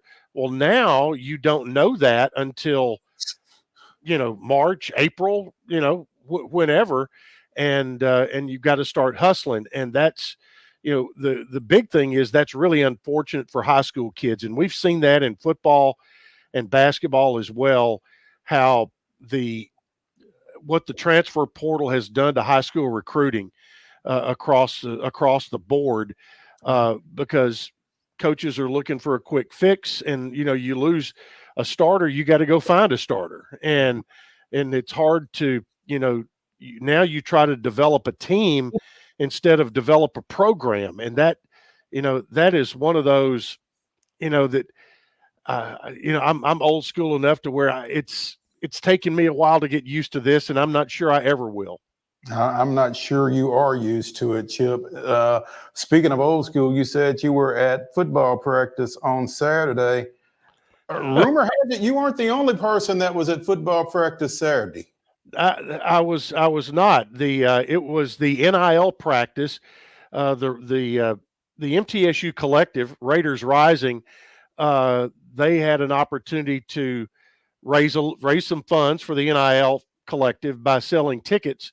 And there was a good number of folks there who had purchased tickets to come to the practice. And also JBD, James Boots Donnelly, was in the house. And it was, I have to say it was very, I got to give Coach Mason a lot of credit. He worked a while on this one to get Coach Donnelly to come to a practice. They made contact. They talked. Coach didn't necessarily want to come, and Derek, admittedly on camera, said when he said no, then I begged him, and so Coach Donnelly was there for the full practice on Saturday. They had a really neat little sign on a golf cart that they had set up to, go pick him up out in the parking lot and bring him into the stadium and take him back out. But it had a sign that said, "This golf cart reserved for James Boots Donnelly, 5-time OVC Coach of the Year, blah, blah, blah, blah, blah, College Football Hall of Fame," all of this. But during practice, and I stood with him for a little while, there were several of his former players that were there, including Vince Hall, who was terrific running back from the 80s, retired fireman now. But almost all of the current assistant coaches between periods and between drills came by, shook his hand, introduced themselves, thanked him for being there, blah, blah, blah, blah, blah. And then at the end of practice, they had their meeting at midfield, Coach Mason and all the players. Then he took them all over to the sideline where Coach Donnelly was, and JBD lit them up for about 5 minutes. So, which we've seen him do before, and basically, I didn't hear the whole thing, but basically told him it was his school, he cared about it, and he wanted to see them put in the work and the suffer that it takes to be great. And so I think Derek set that up by giving a little bit of the history of what Coach Donnelly has accomplished here, and what he has accomplished as a football coach, and not only was it good for the program to have him there. I think Coach Donnelly had to leave feeling pretty good about the love that got showed back his way as well. It sounded like they were only a couple seconds away from being put in Oklahoma drill if they weren't careful. I was standing close by when he was talking to a couple of people that came up. One was a recruit who happened to be the nephew of one of Coach Donnelly's former players, and the kid introduced himself to him. He goes, "Son, you going to get that haircut?" You know. So he kind of had it up. The guy had it up in kind of a man bun, and he goes, "You're going to get it cut before fall practice starts, aren't you?" And so some things never change. I won't tell the story of the first time I saw Coach Donnelly, and it's not like I played for him, but the first time I saw him after I got my ear pierced. Oh my goodness. Yeah. But it had to be kind of special for those guys. I mean, if they park in the Greenland Drive parking lot and they walk into Murphy Center, they're walking right by that statue. Jamie Blatnick, the strength coach, came over and introduced himself to Coach Donnelly, and he goes, "Coach, it's a pleasure to meet you in person. I walk by your statue every day," and that got Coach a grin. So that was good. That's awesome. It's good to see him out there or to hear about it, and hopefully that won't be the last time. This won't be the last time we visit with Chip Walters. Hopefully we'll do it again next Tuesday. I hope so. Okay. Let's see. If I'm going to be in the continental United States, I'm planning on it, and should have a full Easter basket by then. So you're going to go look for some eggs this weekend? Go hunt the eggs. That's right. There you go. Chip Walters, the Blue Raider voice, joining us here on Main Street Sports today. We appreciate it, and we will see you next Tuesday. Thank you, bud. All right. See you, Wade. See ya. When we come back to the Lee Company studios, well, we might be doing push-ups after listening to. Yeah, man, I'll tell you what, he's something else. We've got plenty to talk about between the earlier segment that we didn't get in and the segment to come. So we'll figure out where we're going between now and when we come back from this break. Stay tuned.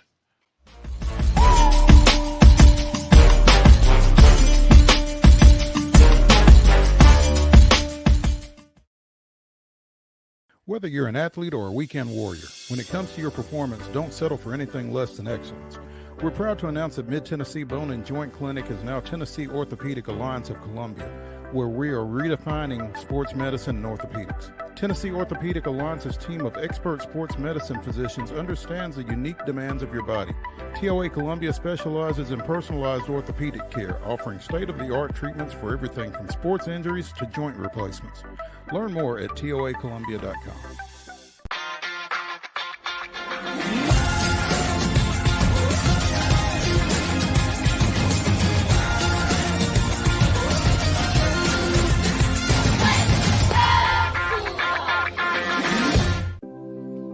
Custom Stone Handler supplies over 600 distributors and suppliers with quality stone products.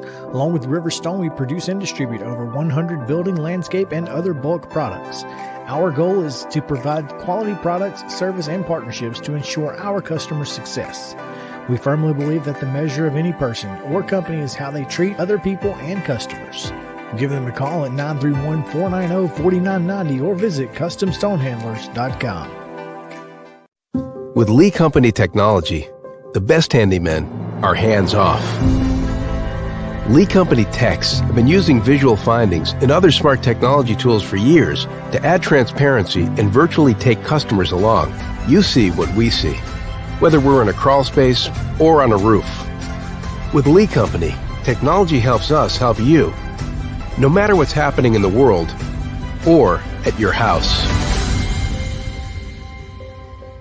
Piggly Wiggly, located in Neely's Mill Shopping Center, is Columbia's locally owned and operated Cost Plus 10 grocery store dedicated to serving the community with low prices and smiling faces. Piggly Wiggly offers fresh, hand-cut meats daily as well as daily hot plate lunches from their deli counter. You're certain to see smiling faces and a helping hand when you're here at Piggly Wiggly. Come by and check out our fresh produce, high-quality meats, and more. Down home, down the street, we'll see you at the Pig.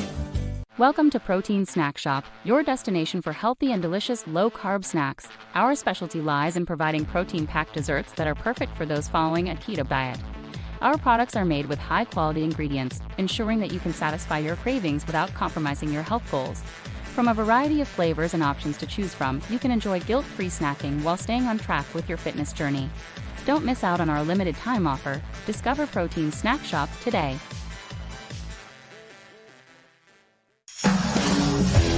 We thrive under the lights. A city of performers. Putting on one heck of a show. Headlining night after night. Welcome to Smashville.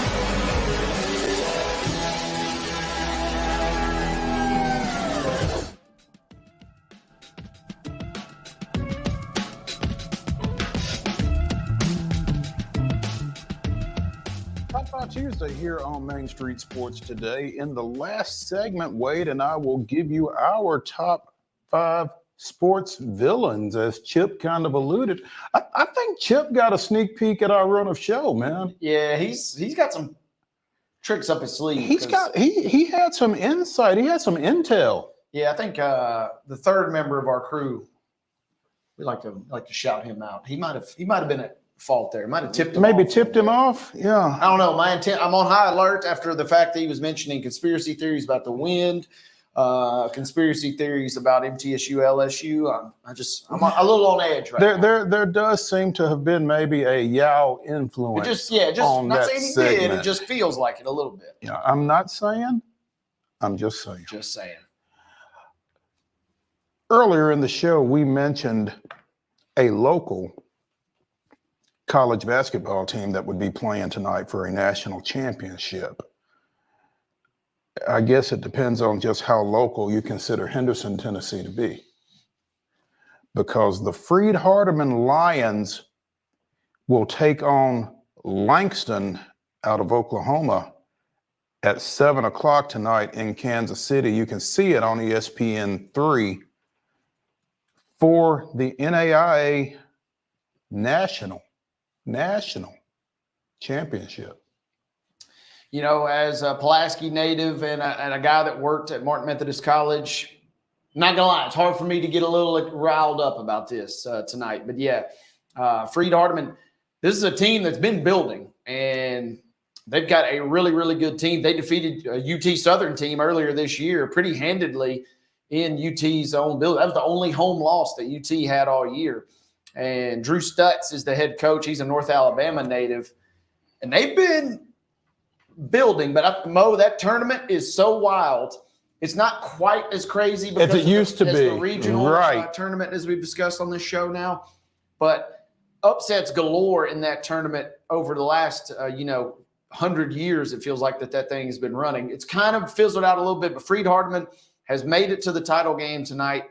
And they went to the Sweet 16, I believe, the round of 16. Copyright infringement. Oh, goodness. Are you serious? The Fab Four is the NAIA's designation. Sweet 16 is copyrighted? Copyrighted, my friend. Wow. Don't you dare use that. We can use that, I suppose. But yeah, no press releases, none of that jazz. So. NCAA gonna NCAA, huh? They will get in there. But they made it last year. They've had a good run. They play in the Mid-South, which is a really, really competitive league. And they're going to have a good shot tonight. And, looking through their roster, they got some kids from all over the country, really. But they also got some kids from North Alabama and as well, obviously, right here in Tennessee. J.J. Weed, who played at Clarksville, former Goodpasture senior Hunter Skurlock, Devin Hill from Murfreesboro, and a couple of Eagleville kids, Riley McLaren, son of Eagleville coach Davey McLaren, and Keaton Bassham I don't know if he's Brandon's son or not. I don't think he is, but both from Eagleville. So they've got some local flavor on that team.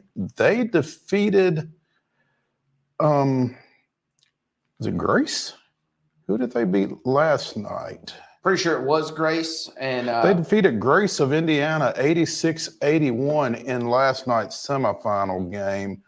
Langston defeated defending national champion College of Idaho 58-52 to set up this title game tilt. Yeah, and they've been playing well. You mentioned J.J. Wheat in particular. That's going to be a fun guy to watch. He's only started 9 of their 34 games, but he's played in 34. They've played 35, excuse me. Mm-hmm. But he's played in every game pretty much, and he's their second leading scorer at around 13.5 points a game. Had 20 last night. Yeah, balls out. They've got a good team. Didn't get to go to that UT Southern game this year, but if they're anything like they've been the last couple of years under Coach Stutz, they're disciplined. They play together as a team. They shoot pretty well. And again, that's about the most glowing things you'll ever hear me say about Freed Hardeman. That's kind of that old rivalries die hard type situation. I got you. You know, deep down, I think I'll be rooting for them because they've had great success in baseball over the years. But men's and obviously women's basketball was their real calling card for a long, long time. Then they kind of went into a little bit of a lull when they started swapping conferences, leaving the now defunct Trans-South that Martin Methodist used to be in back in the day, along with schools like Lambeth and many others. They kind of wandered in the wilderness for a few years. Yeah, they were in a conference with a lot of Missouri and Illinois. American Midwest. There we go. The AMC, and I don't mean the TV channel, folks. And so they've kind of rebounded nicely. And that's the crazy thing is they've come in the Mid-South, which the Mid-South has kind of undergone a huge facelift over the last 2 years. A lot of schools coming and going, but it's still a really tough league. So the fact you come out, it's one of those classic, kind of like we've seen to an extent with the SEC. We'll just use that as an example in football, especially. If you're able to win the SEC in football, you ain't going to play anybody really usually any tougher in the national tournament or the college football playoff. And it's kind of what Freed Hardeman has done this year. If you can win the Mid-South, that really lets you know that you're elite enough to make a run. Well, isn't Georgetown in the Mid-South? Georgetown is in there.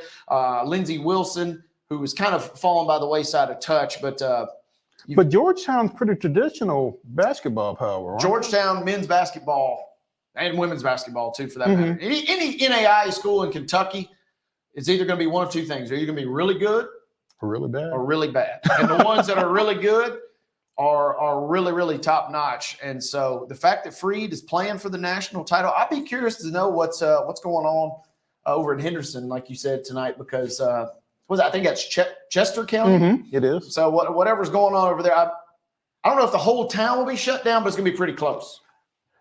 If they get good weather, they might throw up some screens outside. Yeah, bust a little on-campus party, see what's going on. So that'll be fun. What'd you say, 7 o'clock, I think, tonight? 7 o'clock tip, again, on ESPN3. Mentioned that 86-81 win over Grace last night. J.J. Wheat with 20.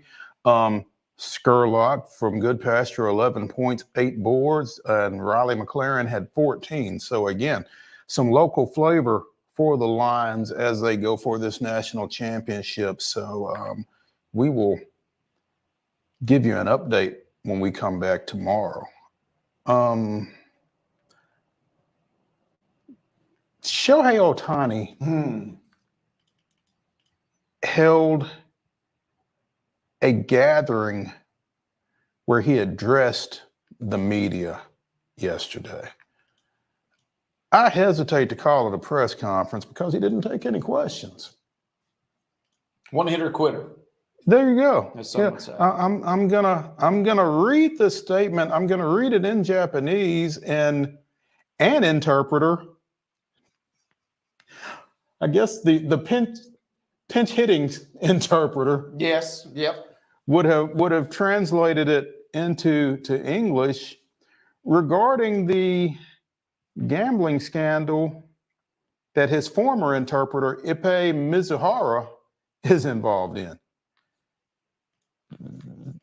You know, I posted something on Facebook over the weekend. It's got to be a hell of a time to be a Dodgers fan because You have spent all this money on this guy, and now I don't care what he says, he's involved in a gambling scandal. Either this guy stole the money from him, or he fronted the guy the money, or the guy was making the bets for him. It's not a good look. No, not a good look. And you're right. Tough for Dodgers, and it's kind of tough for MLB, obviously, because they have kind of pinned a lot of their hopes, dreams, financially and otherwise, into Ohtani being successful just because he's such a crossover star.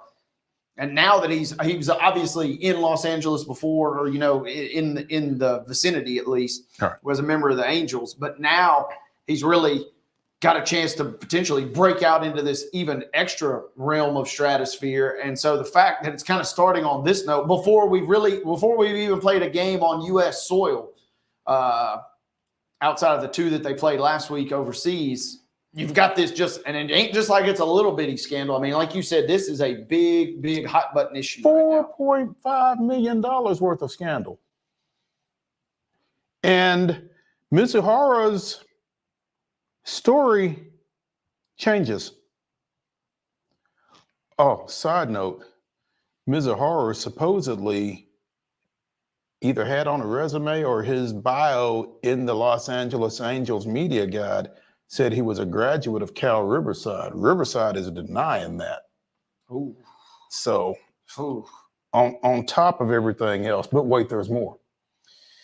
Yeah, this is an ugly scandal, and you would not be more elated to start your season than if you were MLB's officials right now. You just want to get these games going just to get something off of this. It is an ugly situation all around. And the funny thing, and it really just dawned on me, and the headline kind of had pointed it out.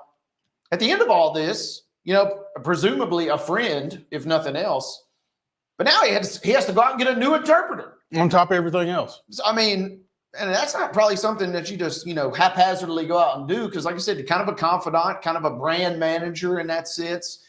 And you got to go out and do all that in addition to all the bad press that you're in right now. Apparently, the Dodgers had or have an interpreter, Will Ireton, and he was the one who was on the call, so to speak, for this statement reading.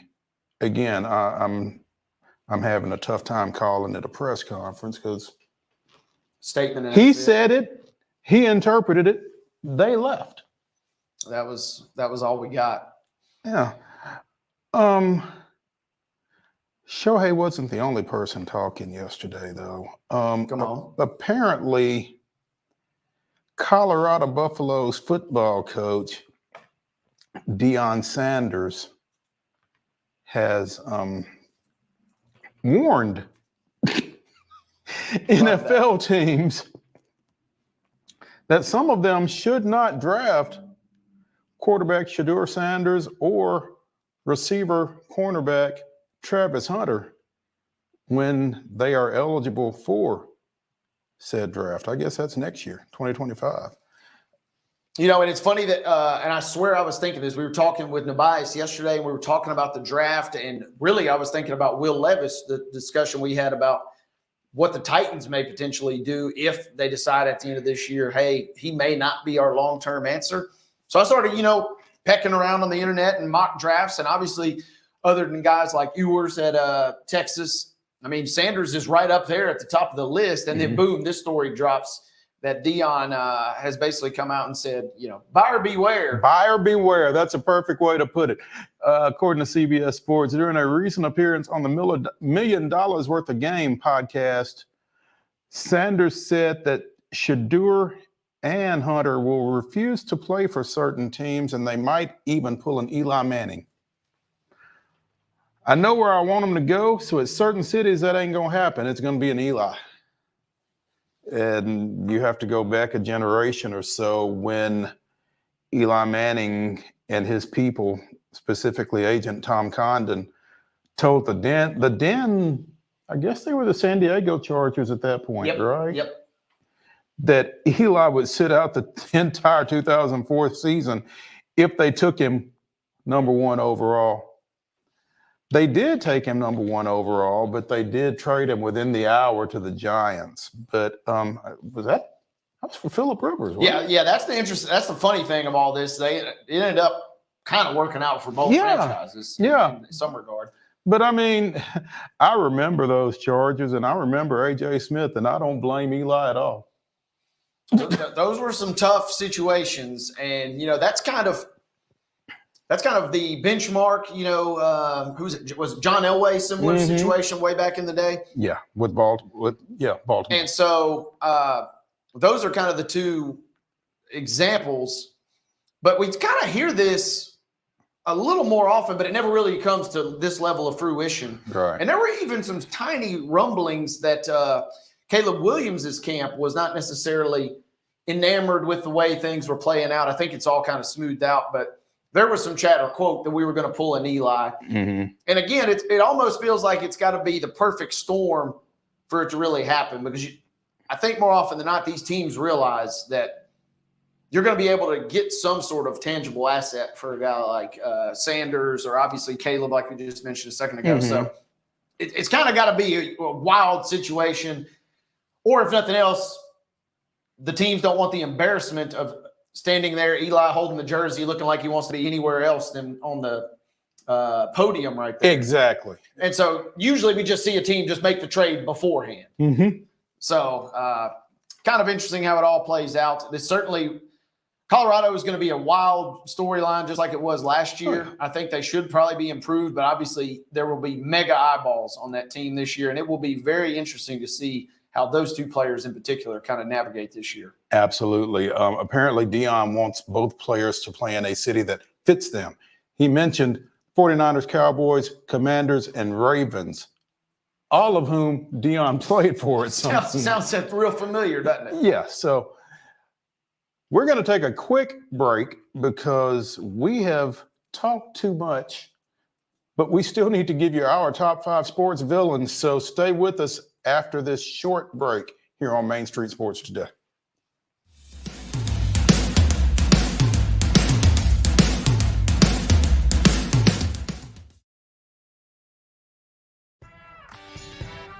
I'm Maurice Patton, and on Main Street Sports Today, we bring you the voices of your favorite teams from preps to pros.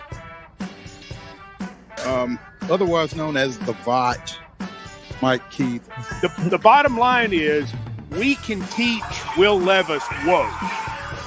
I just don't know who's going to work with you on your base stealing now that Eli's gone. Well, that has nowhere to go but up. And I was just like, oh, guys, not again. Can we just bury that, burn that footage, and not bring it back? No. No. Thank you. We'll keep it going past the All-Star break, and looking forward to seeing how the rest of the season plays out. There's always a good story to tell. Can you guess where I am today, Mo? Where am I? It's not Reese Smith Field, is it? Yeah. Because anytime you play Chicago, you want to win. That's just you got that right, and that's bottom line. Be a buzz. When you're walking the dog, you keep the bags that you need for the dog in the bag, and you don't even have to wear it. You can just hold it, which is what I do when I walk the dog. So I think the fanny pack probably needed a little rebranding. It did. It really did. On your show logo, we've got to get a puck in there. There's a basketball. There's a football. There's a baseball. Maybe not a puck. How about Mo brandishes a hockey stick? Tune in daily at 2 p.m. on Main Street Media TV.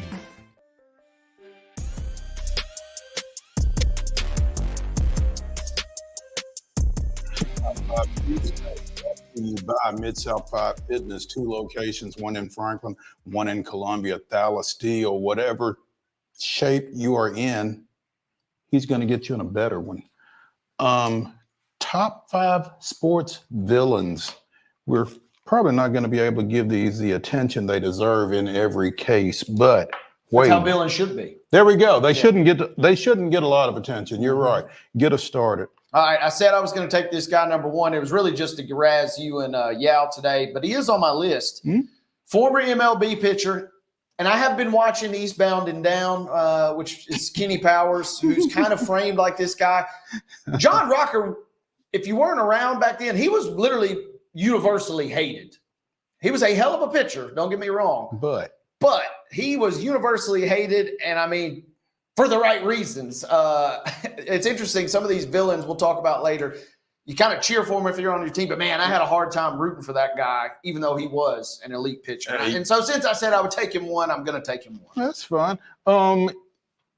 This guy wasn't as universally hated as John Rocker, but he is universally hated by me. I'm a one-person universe. Jim Leyritz of the New York Yankees, and it goes back to the 1996 World Series. And just Google him. Yeah. Yeah, not easy to root for by any stretch. Yeah, especially if you're a Braves fan. This is a weird topic for me, Mo, because I kind of sometimes watch movies and I kind of find myself rooting for the villains sometimes. And this guy, I know he's kind of in the same vein as Rocker, but I love what he does in the ring. Floyd Mayweather has got to be one of the most controversial sports villains of all time. And in my opinion, as a boxing purist, this guy, I mean, he's the best in my opinion. You know, right up there with Ali is maybe the second best. But everything else about this guy is absolutely villainous in the ring and out of the ring. But he's my number 2 pick. My number 2 is, and you wouldn't expect to see a villain on the ice rink, but Tonya Harding. Ooh, now that is a villain. That's pretty villainous when you have someone take out your toughest competitor. So that story when it came out, that's like a movie scene. I mean, but it played out in real time. Exactly. A great selection there. Speaking of the ice, I'm going to gamble and save one pick for later. Hope you don't take this person. But on the ice, I'm going to go ahead and take, how about Gary Bettman, the NHL commissioner? And the great thing that I saw on this list, he gets booed when the Stanley Cup comes out. Everybody hates him, and for good reason. Their NHL games have been broadcast on Versus and channels such as, this is real, the Hunting Network. If you're a commissioner and your games are broadcast on the Hunting Network, you're going to pretty get villainous. Yeah. Well, I'll see your Gary Bettman and I'll raise you Rob Manfred. Yeah, he's on this list. I mean, when a guy calls the top trophy in your sport a piece of metal, not a good look. Not a good look at all. But that's my number 3. Next one up. This is one of those classic guys. If he is on your team, you probably love him. If he's not on your team, you absolutely despise him. And right now, Draymond Green ain't wearing a Memphis Grizzlies jersey. He's also got the sad distinction of having gone to Michigan State. So for me personally, he went to Little Brother. So for me personally, he gets a little double dose there. He's a double dipper, but huh? I fully stand by this. If he were to sign tomorrow for the Memphis Grizzlies, I would consider buy a jersey. I would consider buying a jersey, and I would root for him like nobody's business. But he ain't on that team right now, so I gotta hate him. That is awesome. My number 4 is, I was literally laying in the floor at my house as like a 12-year-old watching the Gator Bowl between Ohio State and Clemson. Ooh. When Woody Hayes punched Charlie Ballman on the Ohio State sidelines after an interception. Woody Hayes is my sports villain number 4. You will get no argument from me, my friend. As a matter of fact, hip, hip, hooray. I'm glad he's on your list. Last pick, speaking of football, Coach, this is in the fictional category. But if you watch Varsity Blues, you hate Coach Bud Kilmer. And he's played by John Voight. And, man, John Voight nailed that role because I despise that guy. That was perfect. That's perfect. That's a good pool. My 5 sports villain, the late Aaron Hernandez. Urban Meyer was also on my list, but I couldn't quite work him in. Anyway, that's our top 5 sports villains. Shoot us yours at MS_sports today. See you tomorrow here on Main Street Sports Today, presented by the Tennessee Orthopedic Alliance of Columbia. Have a good one.